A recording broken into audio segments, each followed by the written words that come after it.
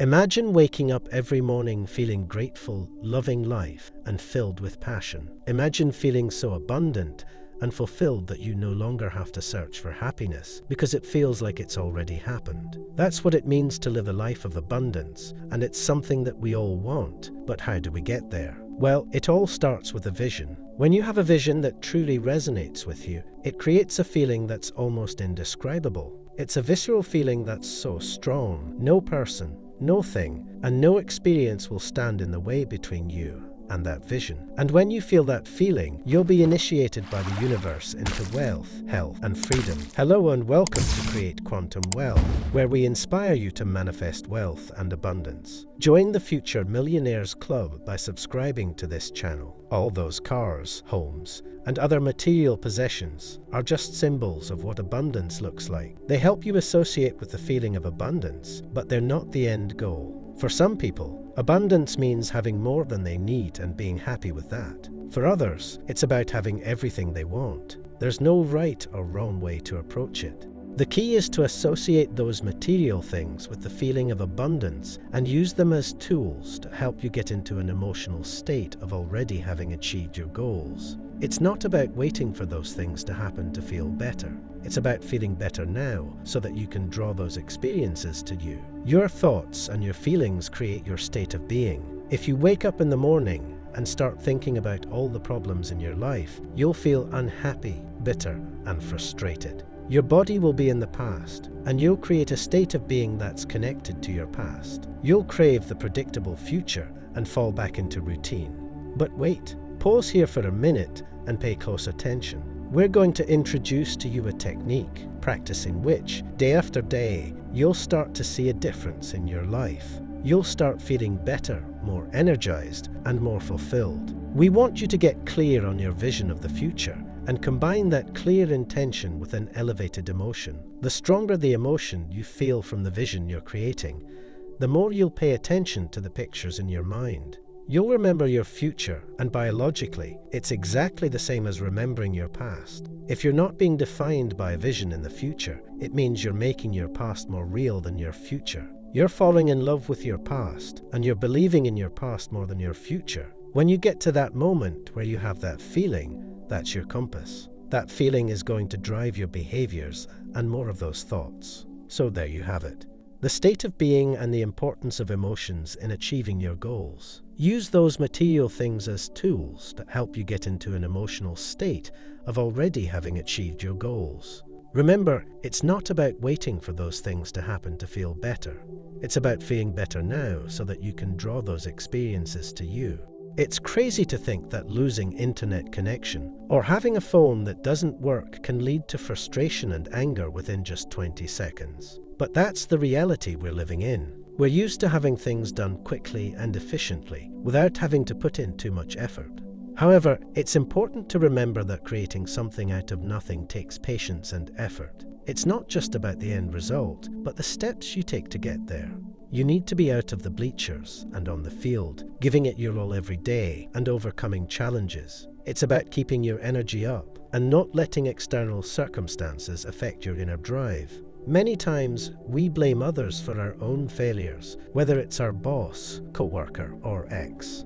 But in reality, we're just victimizing ourselves and not taking responsibility for our own lives. It's important to learn from our mistakes and take control of our own energy and attention. This learning process is the most important, as it helps us clear out room for the next creation to be easier.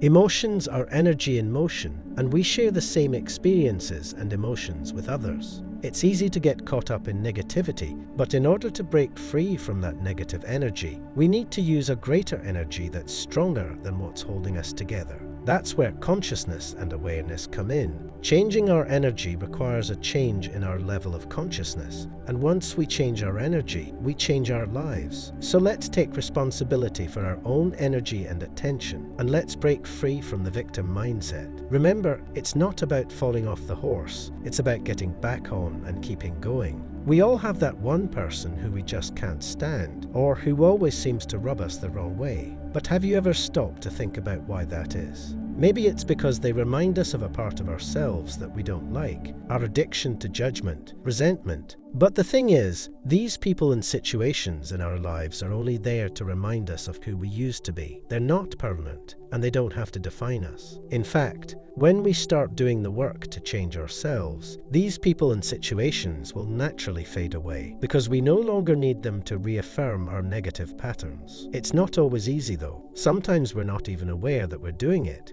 We spend hours visualizing our ideal future, only to sabotage ourselves by slipping back into old patterns of victimization and suffering, and actively work to change them. That's when things really start to shift. It's not just about changing ourselves, though. By changing ourselves, we can actually help others around us to change too. It might be uncomfortable at first, but when we stop reacting to negative behavior and instead choose to respond from a place of positivity and understanding, it can be a game changer. So why wait? Why wait until things get so bad that we have no choice but to change? The next time you're feeling emotionally overwhelmed, take that as a sign to start becoming more self-aware. Put down your phone, turn off the TV, and take some time to really reflect on your patterns and behaviors. Because the truth is, we all have the power to change. We just have to be willing to do the work. Now, imagine waking up every day with a clear intention and an elevated emotion.